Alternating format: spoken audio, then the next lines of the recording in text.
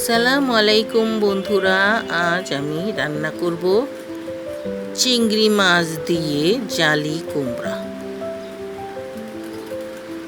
দেখুন, প্রথমে আমি পেঁয়াজ বাদামি করে ভেজে তারপরে চিংড়ি মাছগুলো দিয়ে দেব। চিংড়ি মাছগুলো পেঁয়াজের সাথে ভেজে নেব। চিংড়ি মাছগুলো পেঁয়াজের সাথে ভাজলে চিংড়ি মাছের গ্রানটা আরও দ্বিগুণ হয়ে যায় আর স্বাদও আরও বাড়ে। দেখুন, আমি চিংড়ি মাছগুলো দিয়ে দিলাম। এখন ভেজে নেব।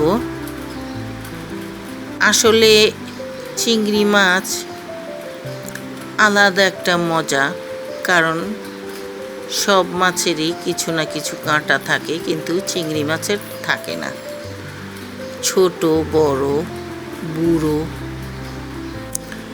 বাচ্চা সবাই চিংড়ি মাছটা খেতে পারে,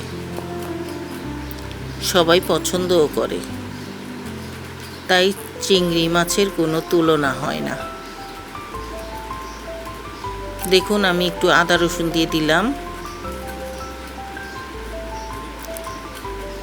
জালি কুমড়োটা চিংড়ি মাছ দিয়ে রান্না করলে একটু আদা রসুন দিলে ভালো লাগে। আমি মরিচের গুঁড়ো, হলুদের গুঁড়ো আর লবণ দিয়ে হালকা একটু পানি দিয়ে কষিয়ে নেব।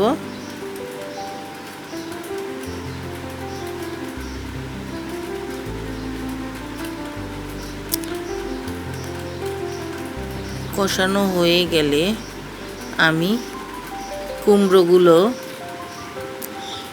প্রেসার কুকারে আমি সিদ্ধ করে রেখেছিলাম। হালকা একটু লবণ দিয়ে প্রেসার কুকারে সিদ্ধ করলে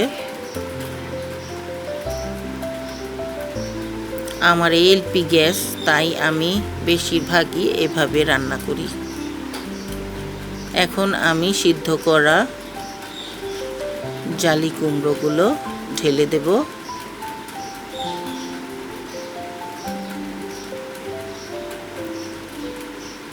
যাদের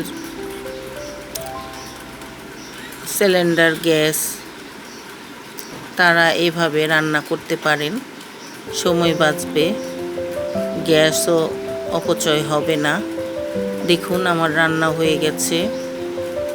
শেষে একটু ধনেপাতা ছিটিয়ে দিয়েছি আর কাঁচামরিচ, ফ্লেভারের জন্য কাঁচামরিচের ফালি দিয়েছিলাম। হয়ে গেছে আমার এই জালি কুমড়ো দিয়ে চিংড়ি মাছের তরকারি। যদি আপনাদের ভালো লেগে থাকে, আপনারা যদি পছন্দ করেন, তাহলে সাবস্ক্রাইব, লাইক, কমেন্ট, শেয়ার করে পাশেই থাকবেন। আজ এই পর্যন্তই। আবার ফিরে আসবো অন্য কোনো ভিডিও নিয়ে। খোদা হাফেজ।